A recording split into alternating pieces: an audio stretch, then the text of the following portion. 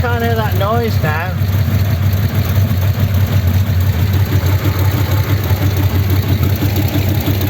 Hear the exhaust blowing. I'm wondering if it hadn't quite got enough clearance on the pedal here, and the bearing was just touching like that.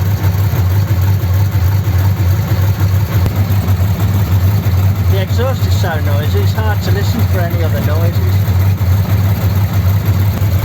I might try just adjusting this one turn.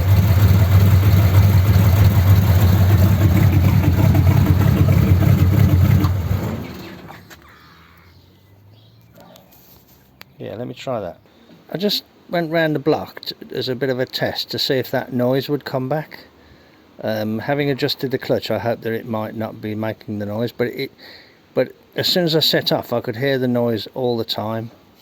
I don't know quite what the problem is, but I'm going to take the starter motor off and have a look at the bendix and the spring on the bendix and look for any signs of touching the flywheel on the teeth or something like that, because it also sounds a little bit kind of harsh when I start it.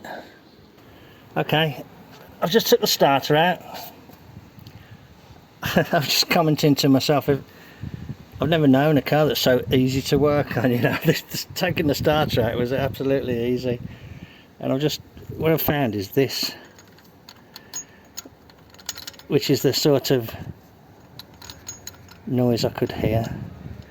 So I don't quite know what's happened here, but this piece has come detached from this piece. I thought the starter was sounding a bit harsh. You know, I don't quite know what it does, but I will have a look and see if I have another starter. You can see there where it's kind of been rattling around.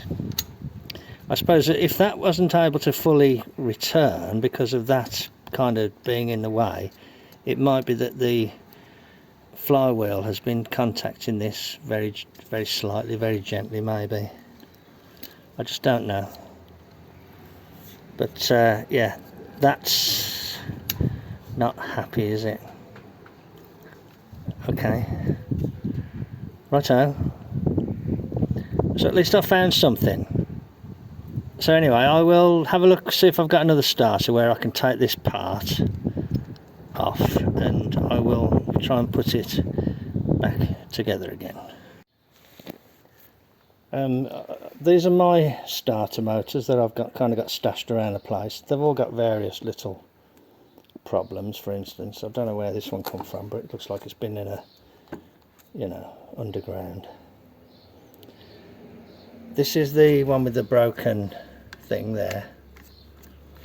So I've took the bendix drive off this one, and I'm going to kind of clean it up a bit, you know, just with a wire brush and that. Get it so it's nice and free to move, and fit it on there. These are all potentially usable parts. I don't like the look of this one because these, from experience, ought to be in line.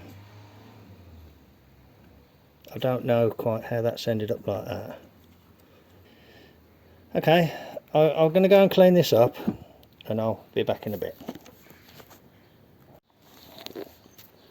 Hello. Right, I thought I'd just show you how you get these apart.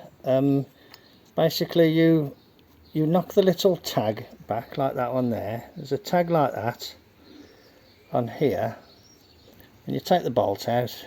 It's 5/8, and then you try and move it, and this bit starts to move, then it stops. It won't go any further.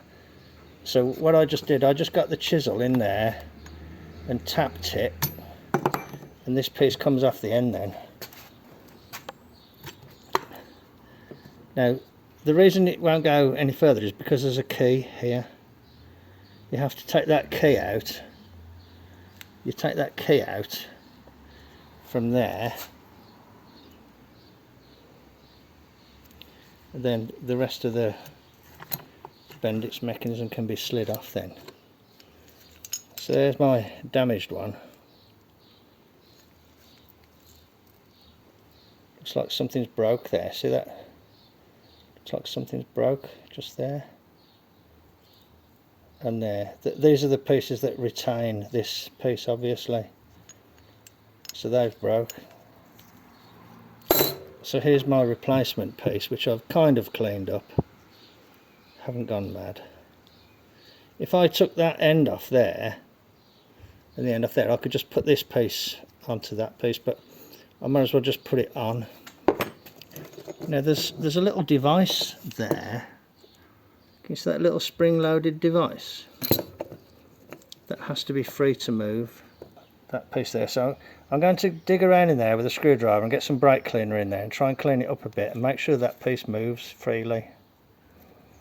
Because that piece, that little spring-loaded plunger,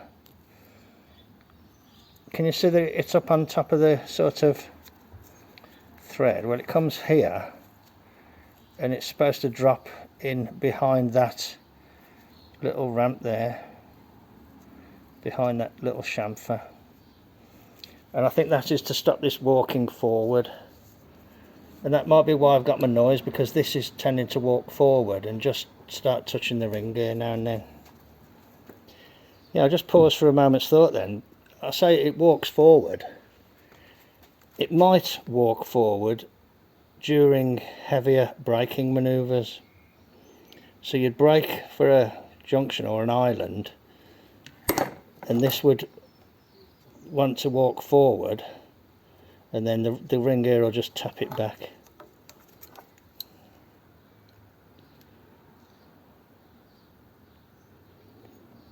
Yeah, look at the I will look at another one and see if this is normal. No, that would indicate to me that the flywheel has been touching that. That's interesting, isn't it? Okay, righto. I'll just go and clean this a little bit more.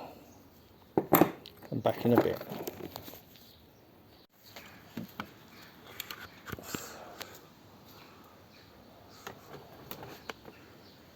Okay, right, I've cleaned this up. I've looked at this little spring-loaded plunger. Now I don't know if you can see it, but as it starts to move, if you look right there, that plunger should rise up. See it come up there? And then you should see it drop down there. That means the detent, that little detent thing, is dropping into that groove there. Dropping into that area there. Okay. I've cleaned it all up as best I can. I don't want to go too mad. So I'll assemble it up on here now. I don't quite know what you're supposed to do with regards to lubricants here. Just going to leave it dry.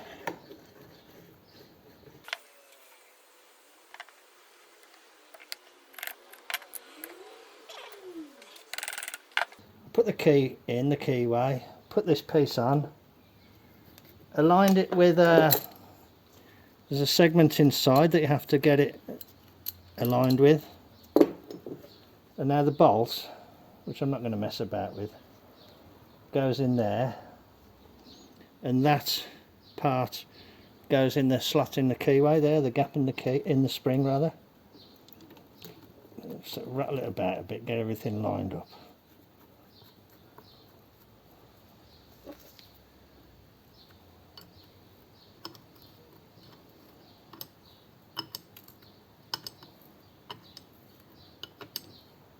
I'm using a open-end spanner so that I can leave the tab there more or less intact. I'm hoping to get this on without breaking the tab.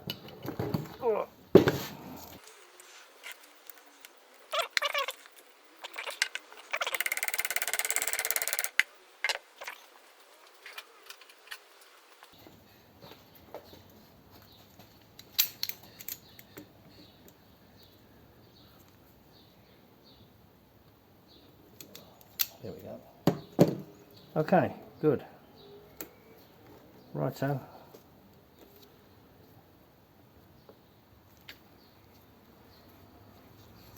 So that will sit like that. Then you turn the key, press the button, and the motor, this motor suddenly turns like that. The inertia of this makes it stay still. That engages with the ring gear. It turns the engine over like that. Then the engine starts and flicks it out like that. And that little doofer there, that little detent, will hold that back now. And you can see that's where my tinkling noises come from there. Yeah, okay, good. So I'll put this back on then, and hopefully, fingers crossed, it'll work okay.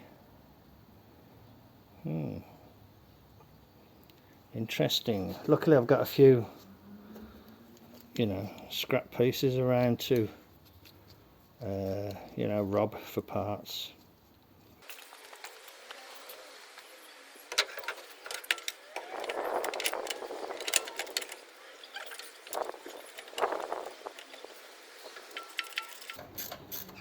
One of them starter motors has got a little bracket on it which goes from here to there, so maybe I might try and fit that. Let's just get it in place first though.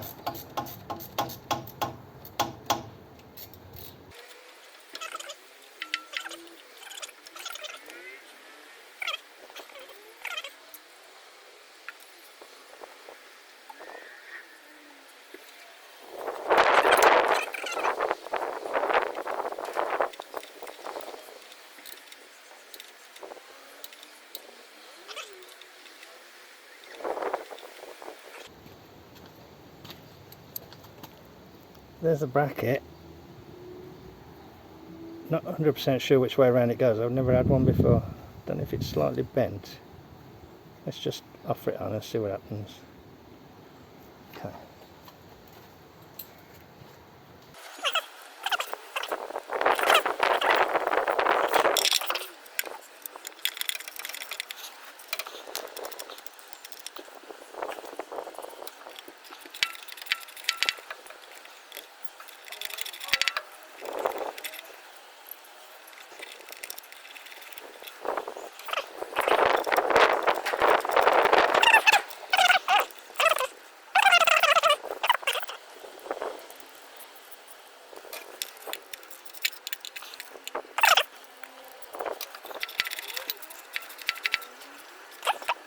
Never had one of those before.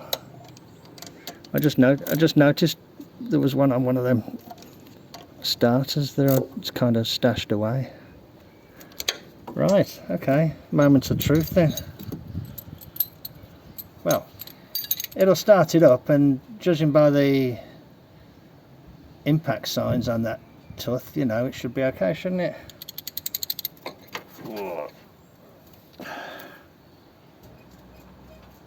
Sudden noise alert.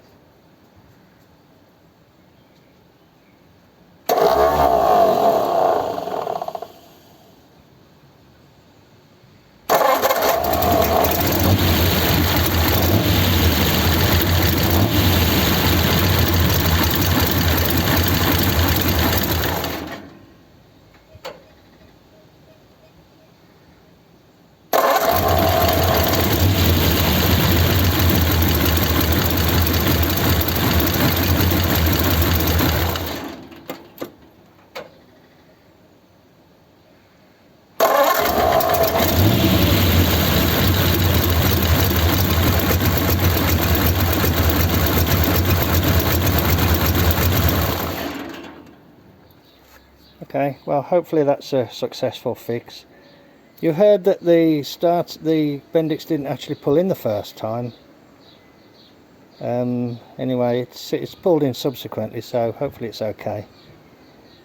But it's an easy enough job to change that starter or get to it and get access to it. Okay, righto. I might just give it a little run round, seeing as the weather's nice.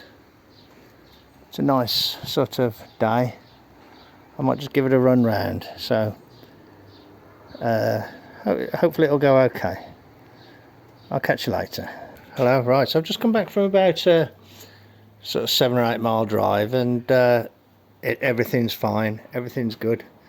That tinkling noise has gone away, and judging by the evidence of the you know, the bendix and that over there on the table, I'm not surprised. So great, a good little job. The only thing, well, there's a lot of things that rattle in the car, you know, pardon me, these things here and other things, but the one thing that's really annoying is this one here. So I need to find a screw for that. It looks like it goes into there somehow. Yeah, it's metal, isn't it? So it's like a self-tapping screw, goes in there. So I need to find a screw for that. Good little road test. Good little road test. I'm pleased about that. I think I need to readjust my clutch, because I adjusted my clutch in the vain hope that it might be something to do with the clutch adjustment, and it isn't. So I might readjust that. Gotta get down. Where are we? Gotta get down there on that. I might be able to do it from here. I'll let things cool down and see if I can just do it from here. Okay, thank you very much for joining me in the garage then. Another little find it and fix it job. Take care, and I'll catch you on the next one. Cheers then, bye.